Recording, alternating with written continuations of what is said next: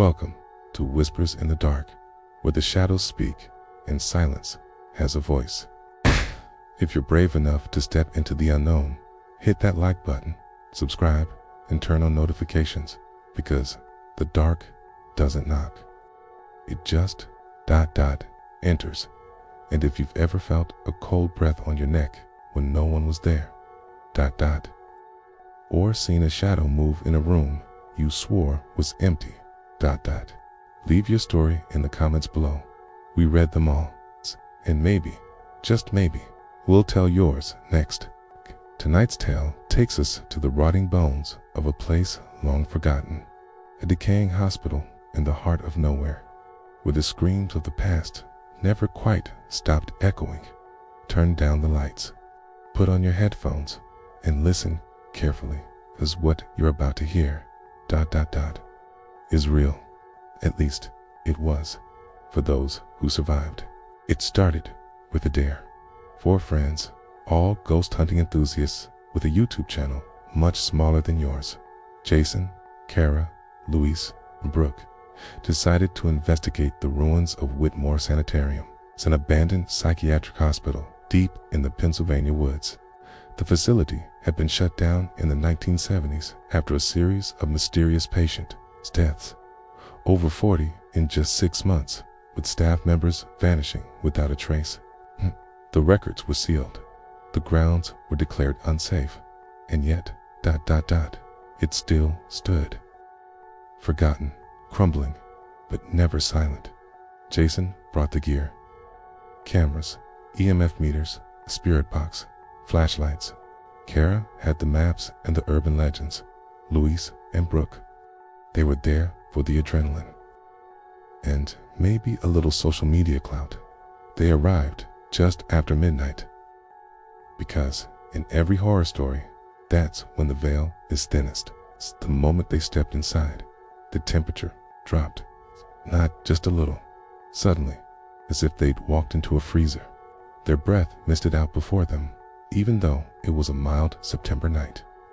"That's not normal," Kara muttered, checking the thermometer. It read 34 degrees Fahrenheit. Inside, no electricity, no working vents, just ... cold. They turned on the cameras and began to explore. Graffiti covered the walls, but one repeated phrase stood out, written again and again in black spray paint across the peeling white walls. "They don't sleep in room 3B. The group laughed it off. At first, on the second floor, at the end of a long hallway choked with debris and broken stretchers, they found it. Room 3B.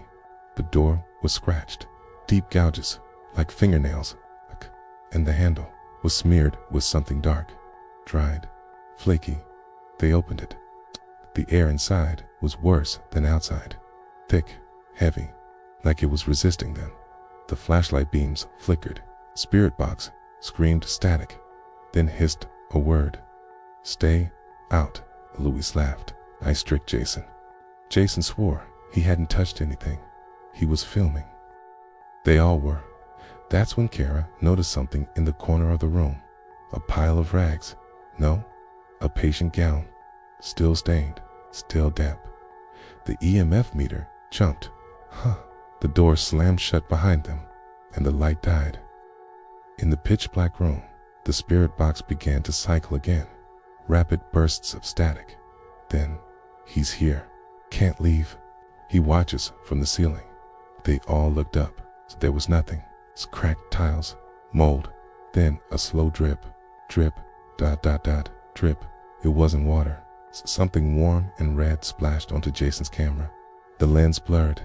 Kara screamed. There, in the flash of Brooke's strobe light, for a fraction of a second, something moved across the ceiling. Long limbs, no face, crawling like a spider. And then it was gone. They ran. But the hallways weren't the same anymore. The hospital had changed. The walls bent. Corridors looped. Stairs turned downward endlessly. They weren't in the hospital anymore, or not the one they'd entered. Luis called out, "This isn't real. This isn't real." But his voice echoed wrong. It came back, in a whisper. in his own voice. It is real. It is real. They found Brooke by the elevator shaft. She wasn't speaking, just staring into the darkness, eyes wide, muttering something under her breath. Kara leaned in. Brooke whispered, "We're already dead. We just haven't stopped moving." Only one of them made it out. Jason. He was found 2 days later, 6 miles from the sanitarium, barefoot, bloody, muttering about room 3B. The footage he recovered was corrupted, all but the last 12 seconds. A static-filled clip, a frame of Kara screaming, Louise being pulled backward into the dark, a shadow with too many arms, and Brooke whispering to the camera, "If you're watching this, don't go. Don't look for us." He sees through the screen. Then it cuts black.